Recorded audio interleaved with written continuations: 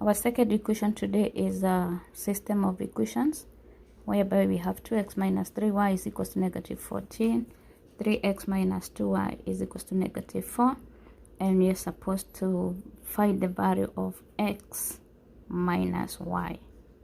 Let's go.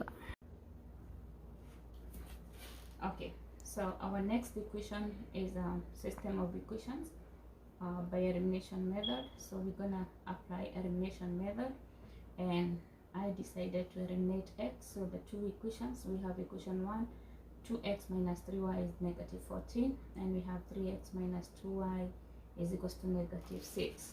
So now the first step is we eliminate x by multiplying equation 1 by the by 3, and then equation 2 by the coefficient of x in the first equation.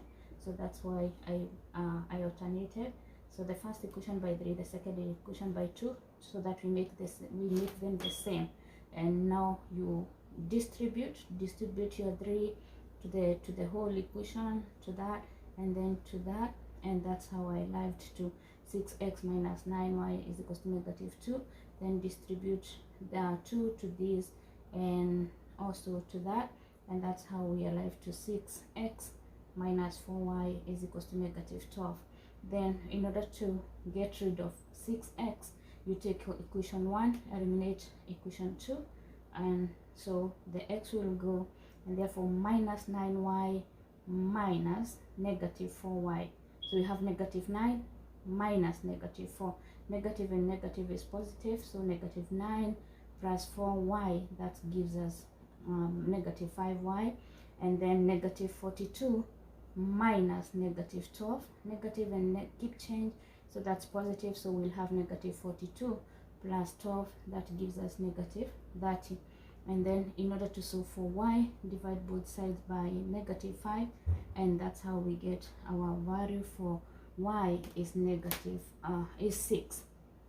And then once I obtained the value of 6, I took one of the equation. I took equation 1 and I substituted y with 6, and then once you substitute you get that, and therefore you solve for x, and that's how we arrived at x is equals to 2. So our value for y is 2 and our value for x is 2, and it's always good to do a quick check for your work. So I used equation 2 to check my work.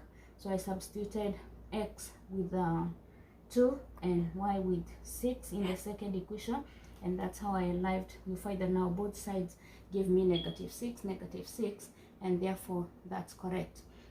But the question is asking for the value of x minus y, and so we have 2 minus 6, which is negative 4.